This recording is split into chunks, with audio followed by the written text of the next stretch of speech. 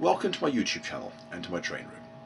This week I'll be presenting the second of the two segments that I originally made for Rail Talk Online, but which were never aired because the show didn't make it past its third episode. Rail Talk. If you are watching last month, you will recall that I went through the steps involved in making a simple one-piece silicone rubber mold. This month I will continue the procedure and show you how I use that to make resin castings. Unlike what I did with the rubber, I'm not going to be using this commercial measuring cup for my resin. The reason being that I'm going to go through a lot of cups because I'm going to be making a lot of castings. And sometimes if the resin is thicker in the bottom, it can crack the cup trying to get it out. They don't always necessarily clean up as well as the rubber does. So rather than have to pay for measuring cups, I'm going to make my own. These are cheap plastic see-through drinking cups. Before we can start making the cup, we also need a small measure. A medicine cup or a small kitchen measure will work well. I'm going to use this one. I'm going to put a line on the side to remind me how far I'm filling it each time. It doesn't really matter where I put the line as long as I get the same amount each time I pour. Now what I'm going to do is pour some water into here to just touch the line and dump it in the drinking cup. Then get your eye down to the same level as the water and mark it with a Sharpie. Now I'm going to repeat the process, making sure I pour to the same line.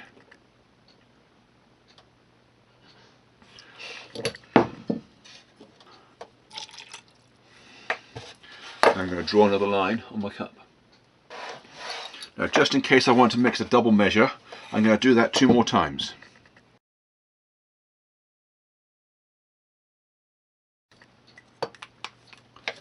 Let's get rid of the water because we've finished with it. Oh, notice how I used a small measuring cup to start with.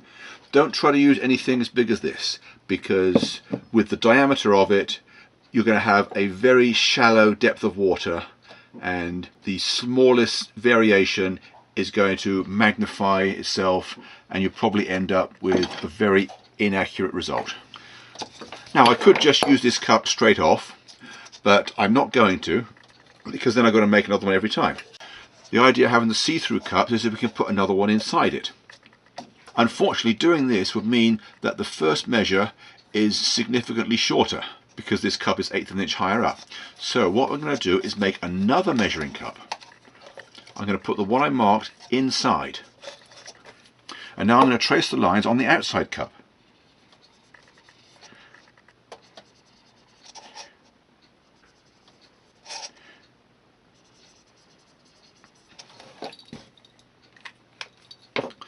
Now I can discard this one, or I can just use it.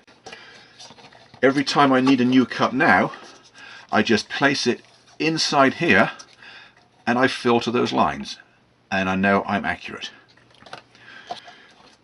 For resin, I'm using this amazing casting resin by Illuminite.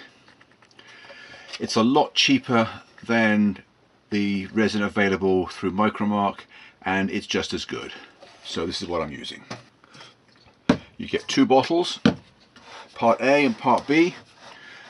So it's just a case of mixing equal quantities of each. We have the measuring cup we just made, the clean cup inside, stirring stick. Now because you only have about 2 minutes of working time with the resin, it's important to make sure you've got everything set up before you start mixing. I'm going to pour to the bottom line. I think that will give me too much resin to fill the mold that we've just made, so I have another mold on standby just so that I can fill some of those cavities as well. I'm going to have to turn this so I can see it better.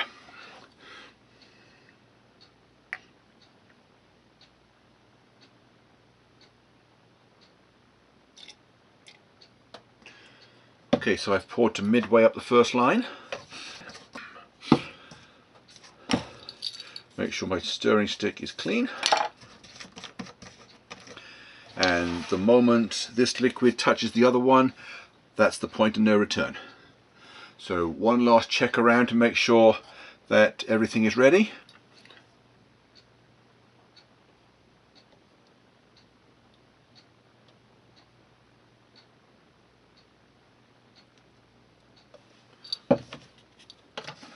Always put the cap straight back on.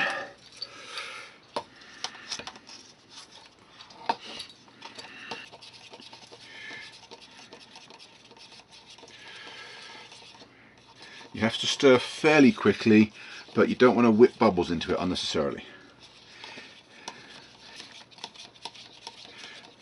You may have noticed I haven't put any kind of release agent in these molds. You don't need it because the resin absolutely will not stick to silicone.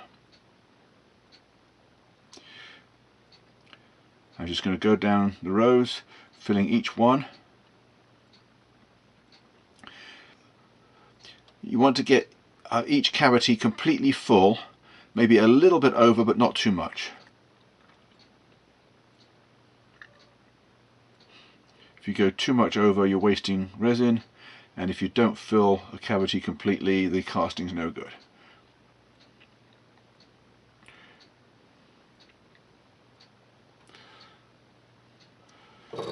Okay, now let's just make sure that everything is full. What I did was use the overflow to fill a couple of cavities that weren't quite full. Then I put a sheet of styrene on top and a weight. And let's quickly get on to the other mold. The cup is actually starting to feel a little bit warm now, which means the resin is about to kick. That means set up. And of course I don't have enough to fill every cavity in this mold, but that really doesn't matter. I switched my weights over because this plastic was curling up. Anyway, the resin takes about 20 minutes to set up before we can demold our castings. If you notice, I'm working on a sheet of styrene. It's another one of those things that the resin won't stick to, so cleanup is easy. Okay, my resin has had plenty of time to set up. Usually the cup comes clean like this, just pulling the stirring stick out. Let's get rid of the weights.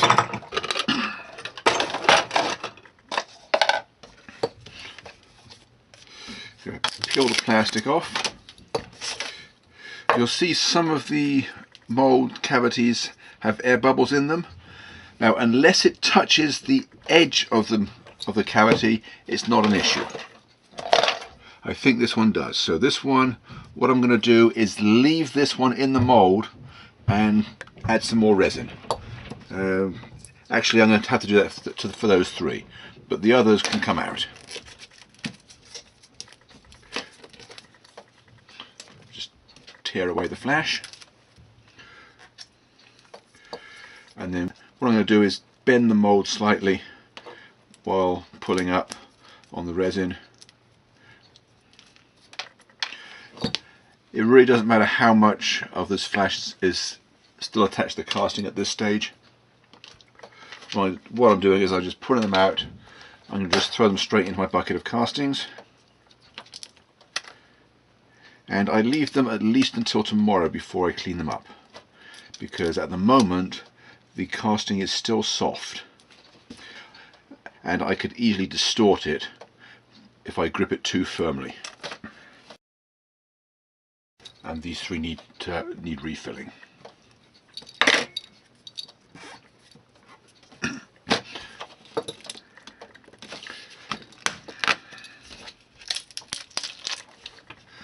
This mold has all shallower castings, that's why they tend to stick to the plastic. But don't worry, it's not going to be a major issue.